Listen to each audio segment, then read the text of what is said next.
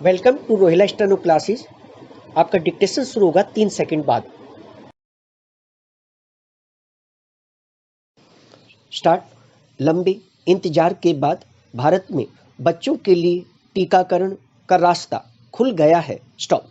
प्रधानमंत्री ने क्रिसमस पर राष्ट्र को संबोधित करते हुए घोषणा की कि 3 जनवरी से 15 से 18 साल के बच्चों को भी टीकाकरण अभियान में शामिल किया जाएगा। स्टॉप।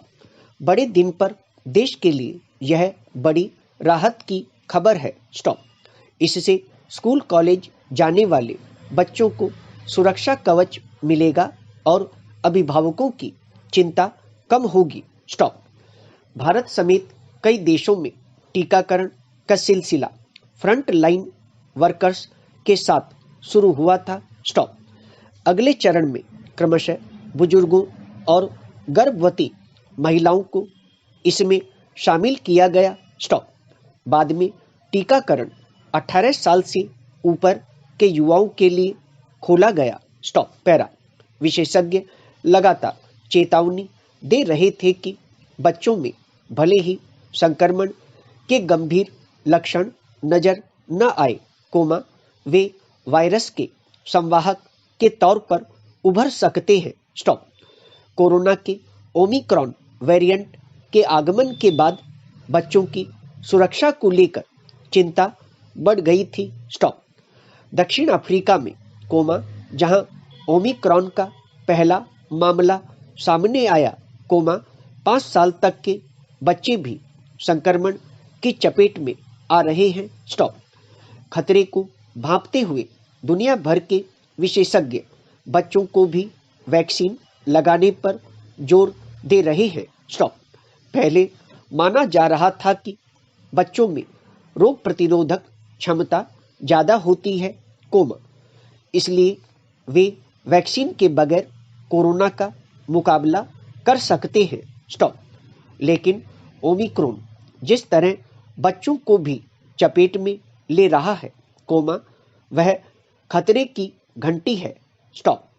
विश्व स्वास्थ्य संगठन की मुख्य वैज्ञानिक सौम्या स्वामीनाथन भी चेतावनी दे चुकी है कि बगैर वैक्सीन वाले बच्चों में संक्रमण का उतना ही खतरा है, जितना बड़ों को है। स्टॉप। कई देशों में बच्चों का टीकाकरण काफी पहले शुरू हो चुका है। Stop. America, Britain, France, Spain, Denmark आदि में 11 साल से ऊपर के, जबकि चीन में 3 व क्यूबा में 2 साल के बच्चों को टीका लगाया जा रहा है। स्टॉप। पैरा। भारत सरकार के ड्रग कंट्रोलर जनरल ने भारत बायोटेक की कोवैक्सीन को बच्चों में इमरजेंसी इस्तेमाल की मंजूरी दी है। स्टॉप। अगस्त में जायडस कैडिला के 3 डोज वाले टीके को 12 साल और इससे बड़े लोगों में इमरजेंसी इस्तेमाल की इजाज़त दी जा चुकी है। स्टॉप। बच्चों के टीकाकरण से संभावित तीसरी लहर में उन पर खतरे संबंधी चिंता कम होगी और स्कूल कॉलेजों की पढ़ाई सामान्य बनाने में मदद मिलेगी। स्टॉप। राहत की बात यह भी है कि टीकों को लेकर अब वैसी मारामारी नहीं है जैसी बड़ों के लिए टीकाकरण शुरू होने के बाद थी। स्टॉप। देश में अब उत्पादन बढ़ चुका है। स्टॉप। उम्मीद की जानी चाहिए कि ज़्यादा से ज़्यादा बच्चों को टीकाकरण के दायरे में लाकर हम एक बड़ी राष्ट्रीय चिंता से मुक्त होंगे। स्टॉप। पैरा। बाल विवाह निषेध संशोधन बिल 2021 के जरिए केंद्र सरकार ने देश की बेटियों के भविष्य को एक नई राह देने का महत्वपूर्ण कार्य किया है। स्टॉप। यह उस सपने को साकार करने की दिशा में उठाया गया कदम है, जो महात्मा गांधी ने देश की बेटियों के लिए संजोया था। स्टॉप। जिस भी समाज में महिला और पुरुष समान अधिकार और अवसरों का लाभ ले रहे हैं, वह विकास की दिशा में आगे बढ़ा है। स्टॉप। पैरा। संविधान लिंग के आधार पर भेद नहीं करता, किंतु जब विवाह की बात आती है, तो समानता का अधिकार प्रभावित होता है। स्टॉप। महिलाओं के लिए भी विवाह की न्यूनतम उम्र 21 वर्ष करने संबंधी बिल अभी स्थायी समिति को भेज दिया गया है। स्टॉप। यदि यह कानून में तब्दील हो गया, तो विवाह की न्यूनतम उम्र के मामले में पुरुषों और महिलाओं में भेदभाव खत्म हो जाएगा। स्टॉप। महिलाएं भी पुरुषों के समक्ष आ जाएंगी। स्टॉप।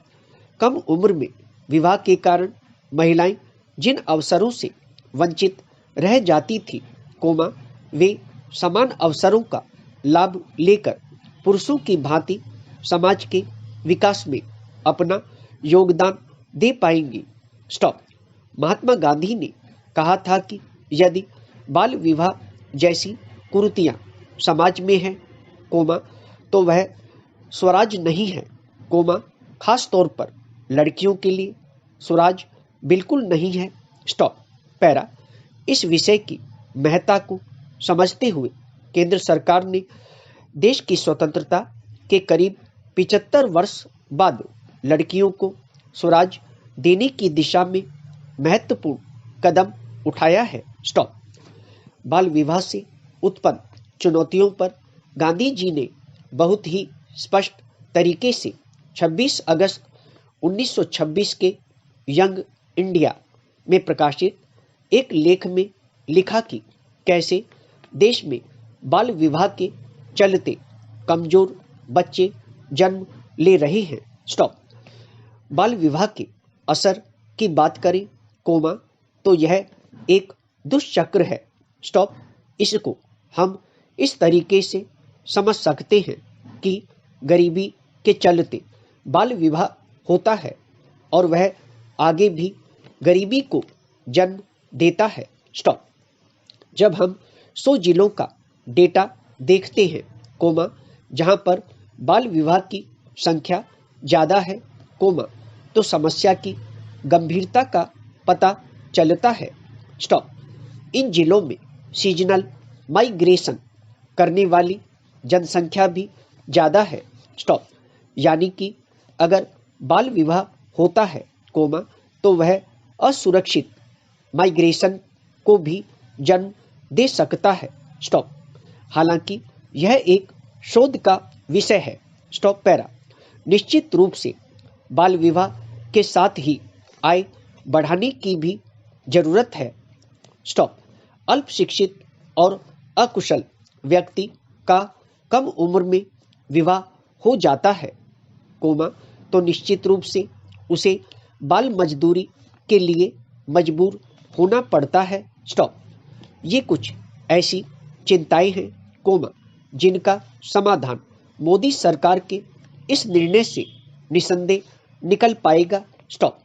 विवाह की न्यूनतम आयु बढ़ाने से महिलाओं में शिक्षा और नवाचार की संभावनाएं बढ़ेंगी।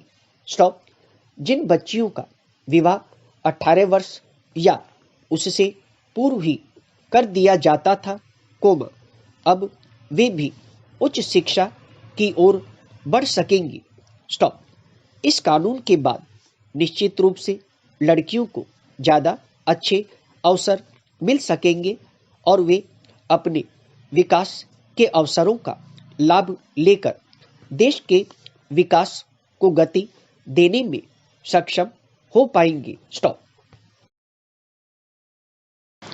दोस्तों, यदि डिक्टेशन अच्छा लगा हो तो वीडियो को लाइक करें, शेयर करें और चैनल को सब्सक्राइब करके बेल आइकन अवश्य दबा दें ताकि लेटेस्ट वीडियो का नोटिफिकेशन आप तक तुरंत पहुंच सके।